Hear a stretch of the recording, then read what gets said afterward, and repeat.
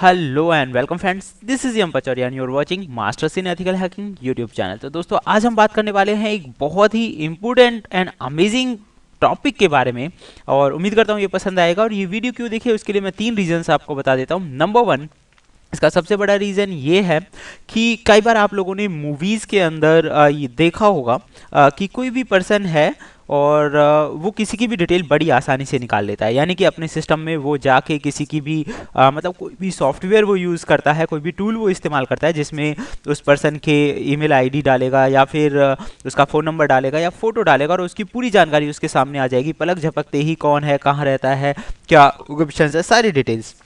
जब हम ऐसी चीज़ें देखते हैं बहुत अमेजिंग लगता है। तो क्या ये पॉसिबल है? अगर हाँ तो कैसे? अगर आप ये जानना चाहते हैं तो ये वीडियो देखें शुरू से एंड तक और मैं बताऊंगा कैसे ये पॉसिबल हो सकता है। सेकेंडली, एफबीआई इवन वर्ल्ड की सबसे टॉप मोस्ट एजेंसीज में से अगर हम बात करें, federal bureau of investigation world की टॉप मोस्ट इन्वेस्टिगेशन एजेंसीज में से एक है और काफ़ी अच्छे लेवल पर इसका नाम भी आता है। तो एफबीआई ने ऐसा क्या किया, ऐसा कौन से सिस्टम का ये इस्तेमाल करते हैं, ऐसे कौन से टूल्स का इस्तेमाल करते हैं या फिर सॉफ्टवेयर्स का इस्तेमाल करते हैं जिसकी मदद से जो बड़े से बड़े क्रिमिनल्स हैं उन्हें ये पलक झपकते ही पकड़ लेते हैं और आसानी से उन्हें कैप्चर कर लेते हैं। आपने कितने भी देखा होगा कि बड़े बड़े जो साइबर क्राइम्स कुछ भी हुए हैं तो एफबीआई ने उन्हें पकड़ ही लिया है देर सवेर। तो ये कैसे पॉसिबल हो पाया है, इसके लिए उन्होंने क्या सुधार किए हैं, किस चीज़ का और किस टेक्निक का इस्तेमाल किया है, उसके बारे में हम जानने वाले हैं। एंड थर्ड वन, ये वीडियो आपको क्यों देखना चाहिए वो मैं आपको बता देता हूं। अगर आपकी सोच मोस्टली ऑफ अगर हम बात करें एथिकल हैकिंग, साइबर सिक्योरिटी से रिलेटेड फील्ड्स की, तो ज़्यादातर हमारी जो सोच है वो सिमट कर बहुत छोटे से एरिया में रह गई है। हम सब ज़्यादातर एक दो चीज़ों पर ही अटक गए हैं, ID, passwords, mobile phones and websites, और इन्हीं चीज़ों पे हम काम कर रहे हैं कि ये कैसे कोई भी पर्सन हैक कर लेता है, कैसे बचे, वगैरह वगैरह। लेकिन अगर एक मैं प्रैक्टिकली एग्जांपल लेकर चलूँ तो लास्ट टाइम एक एग्जांपल था जोनाथन जेम्स के बारे में। तो जोनाथन जेम्स के बारे में अगर मैं बताऊं तो सभी जानते हैं, वर्ल्ड के टॉप मोस्ट हैकर्स में उनका नाम आता है और उन्होंने नासा और एफबीआई जैसी ऑर्गेनाइजेशंस की नाक में दम कर दिया। मतलब वो कैसे पॉसिबल हो पाया? तो अगर आपके माइंड भी, अगर आपकी सोच बड़ी होगी तो ही आप इस तरह का कर पाएंगे। तो थर्ड वन, अगर एक लिमिटेड एरिया से बाहर निकलना चाहते तो भी ये वीडियो देखें। तो अभी ज़्यादा टाइम ना वेस्ट करते हुए चलिए शुरू करते हैं। एक और चीज़ मैं आपको बताना चाहूँगा, जो चीज़ें मैं बोलता हूँ वो सारी चीज़ें यहाँ रिटर्न भी होती हैं। तो जो लोग हिंदी नहीं समझते, इंग्लिश में अगर समझते तो वो यहाँ से पढ़ के भी बहुत सारा कुछ समझ सकते हैं। इसलिए ये नोट्स बनाए जाते हैं, बजाय इसके कि मैं लाइव आके आपको कोई चीज़ दिखाऊं। तो शकल देखने से क्या फ़ायदा है यार।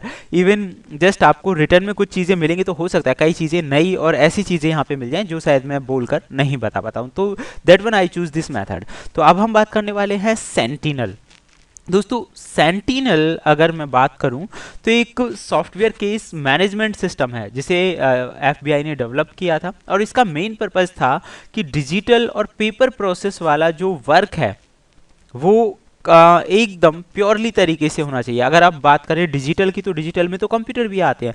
तो इसका एम ये था कि डिजिटल और पेपर जो प्रोसेस है वो प्योरली डिजिटल वर्क फ्लो हो। मेन चीज़ ध्यान रखना, प्योरली मतलब एकदम एरर फ्री वो काम होना चाहिए इन्वेस्टिगेशन के दौरान। क्योंकि अगर कोई भी गलत इन्फॉर्मेशन आ गई तो हो सकता है कोई गलत पर्सन पकड़ में आ जाए। इस तरह की चीज़ों से बचने के लिए एक सिस्टम डिज़ाइन किया गया जिसका नाम था सेंटिनल। अब सेंटिनल जो प्रोजेक्ट था 2006 में स्टार्ट हुआ और इसका जो बजट था लगभग 425 मिलियन डॉलर का था। अब आप अंदाज़ा लगा सकते हैं 425 मिलियन डॉलर का जो बजट रहा होगा वो कम नहीं रहा होगा। तो काफ़ी डिले इसमें होते गए और बन के ये तैयार हुआ 1 जुलाई 2012 में और अपने बजट में ही ये तैयार हो गया। 2014 में इसका एक फाइनल ऑडिट सामने आया कंप्लीट होने के बाद। और अभी अगर हम बात करें तो ज़्यादातर जो वर्क है इसी सिस्टम की मदद से होता है। अब सेंटिनल क्या है, आप देख सकते हैं कि सॉफ्टवेयर केस मैनेजमेंट सिस्टम है। तो इसमें सॉफ्टवेयर्स का इस्तेमाल होता है। अब किस तरह के सॉफ्टवेयर्स हैं वो हम जानते हैं। इसमें इस्तेमाल होता है एंडेक्स जैसे सॉफ्टवेयर्स का। एंडेक्स क्या है कि अभी इसे समझने से पहले हम थोड़ा सा एक एग्जाम्पल से समझते हैं। कोई भी पुलिस ऑफिसर, कोई भी एजेंसी या कोई भी बड़े लेवल पे जो हमारे साइबर सिक्योरिटी एक्सपर्ट्स होते हैं उन्हें इंफॉर्मेशंस जो चाहिए होती है एकदम फास्ट में अगर मिल जाए तो काफ़ी हेल्प उन्हें मिल सकती है। एंडेक्स हम कह सकते हैं छोटी छोटी जो हमारी खुफिया एजेंसीज होती हैं या फिर सिक्योरिटी के लिए जो काम करती है ऐसी एजेंसीज होती हैं, तो उन सब लोगों के लिए बनाया गया एक ऐसा टूल है जिसमें वो अपनी जो इन्फॉर्मेशंस है किसी भी व्यक्ति के बारे में या जो उन्होंने रिकॉर्ड किया है या रिपोर्ट्स उनके पास आई हैं उन्हें उसमें सबमिट कर सकते हैं। इंडेक्स का पूरा नाम होता है नेशनल डेटा एक्सचेंज, यानी कि नेशनली जो भी डेटा है वो एक्सचेंज किया जा सकता है। छोटी छोटी ऑर्गेनाइजेशंस भी इसका इस्तेमाल कर सकती हैं। अब बात आती है कि आप इसे इस्तेमाल कर सकते हो या नहीं, तो मैं आपको बताना चाहूँगा आप इसे इस्तेमाल नहीं कर सकते, लेकिन ये फ्री ऑफ कॉस्ट सॉफ्टवेयर है। और दूसरी सबसे बड़ी बात यह है कि अगर आप कोई एजेंसीज अमेरिका यूएस जैसी कंट्री में है, खुफिया एजेंसी का किसी का हिस्सा है, तो विद परमिशन आप इस तरह के सॉफ्टवेयर्स का इस्तेमाल कर सकते हैं। ऑनलाइन ब्राउजर पे इसका इस्तेमाल किया जा सकता है।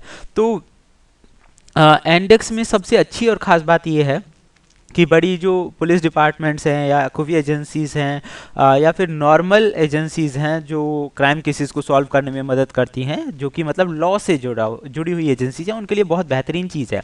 इसमें क्या होता है कि आपको एक टूल मिल गया जिसकी मदद से आप किसी भी व्यक्ति के बारे में, जैसे कि मैं अभी आपको शुरुआत में बोल रहा था कि इन्फॉर्मेशन निकाल सकते हैं, तो वो इन्फॉर्मेशन आप निकाल सकते हैं। तो एंड सेकेंडली आप इसे देखिए, जो डायग्राम मैंने दिया है बहुत सोच समझ के मैंने यहाँ पे पिक लगाई है, बिकॉज इससे आपको मैं समझा सकूँ। आप यहाँ देख सकते हैं कि यहाँ पे एक कार वाली पिक है और सेकेंडली एक और पिक लगाई गई है। तो इसका मतलब इंडेक्स का मतलब सिर्फ इतना ही नहीं है कि लोगों का डेटा है अपने पास रखता है, लोगों का डेटा रखने के साथ साथ एक और काम भी करता है, और वो काम है कि ये पीपल्स के बीच रिलेशनशिप निकाल सकता है, प्लेसेस के बीच रिलेशनशिप निकाल सकता है। आपने देखा होगा किसी भी बड़े अधिकारी को कोई क्राइम केस सॉल्व करते हुए, तो उस दौरान आप ये देख सकते हैं कि मतलब ये सारी चीज़ें जोड़ी जाती है, कनेक्टिविटी की किस चीज़ का संबंध इससे तो नहीं है। तो उन सारी चीज़ों में एक पूरा वर्क फ्लो डेटाग्राम बनाने में ये हेल्प करता है इंडेक्स। तो इसमें व्हीकल्स, प्लेसेस, पीपल, इन सब चीज़ों को जोड़ने में भी और उस तरह के डेटा को भी कैप्चर करने में बहुत आसानी से ये हेल्प करता है। तो इन सभी वजह से index is the national data exchange जो ये सॉफ्टवेयर है बहुत अच्छा है। ये कहाँ मिलेगा, कैसे मिलेगा, उस तरह की चीज़ें हालांकि मैंने आपको बता दिया है। फ्री ऑफ कॉस्ट आप यूज़ नहीं कर सकते हैं, लीगली है, तो डेफिनेटली पता चल ही गया होगा। बाकी इंडेक्स की एक और बहुत अच्छी बात मैं आपको बता देता हूँ। मान लीजिए इसे 10 ऑर्गेनाइजेशन, फॉर एग्जांपल के तौर पे मान लेते हैं, अगर 10 ऑर्गेनाइजेशंस में ये यूज़ हो रहा है, तो किसी ने जो रिकॉर्ड चढ़ाया किसी भी क्रिमिनल के बारे में, तो उसे दूसरी एजेंसी आसानी से यूज़ कर सकती है। और सबसे बड़ी बात और ख़ास बात ये है कि आप जो रिकॉर्ड चढ़ाएंगे वो सीधा FBI के सर्वर पर जाके सेव होता है, तो वहाँ से आपका डेटा एकदम पूरी तरह सुरक्षित होता है और जिस एजेंसी ने चढ़ाया उसी के नाम से होता है। ऐसा नहीं है कि कोई किसी के डेटा को भी एक्सचेंज तो कर सकते हैं, यूज कर सकते हैं, बट मतलब चेंज नहीं कर सकता कोई उसे। तो जिसने चढ़ाया है उसी के अकॉर्डिंगली वो डेटा रिकॉर्ड वहाँ FBI के सर्वर पे सेव रहता है। तो ये थी वो प्रोसेस जिसकी मदद से FBI जैसी ऑर्गेनाइजेशंस बड़े बड़े क्रिमिनल्स को आसानी से पकड़ लेती है, क्योंकि ये एक अकेले यहाँ पे काम नहीं कर रहा है, बल्कि छोटी छोटी बहुत सारी एजेंसीज जो इंडेक्स जैसे सॉफ्टवेयर्स का इस्तेमाल करती हैं, सेंटिनल जैसे सिस्टम का इस्तेमाल करती हैं, तो वो आसानी से अपनी इन्फॉर्मेशन को एक्सचेंज कर लेते हैं, चाहे वो कितनी भी दूर हों, और क्रिमिनल्स पकड़ने में बहुत आसानी उन्हें हो जाती है। तो इसमें बहुत सारी चीज़ें, टूल्स हैं, सॉफ्टवेयर्स हैं, और प्रैक्टिकल भी कई चीज़ें हो सकती हैं। बट अगर आपका इंटरेस्ट है तो मैं इसमें और आगे वीडियोस बनाऊंगा, और इसके बारे में मुझे ज़रूर बताएं ये वीडियो, ये इन्फॉर्मेशन आपको कैसी लगी। अगर पसंद आया है तो ज़रूर मैं इसमें नेक्स्ट जो वीडियो है बनाऊंगा। तो फिलहाल के लिए सिर्फ इतना ही, और आप में से रहे तो देखते रहिए YouTube channel masters in ethical hacking. Thank you, good bye.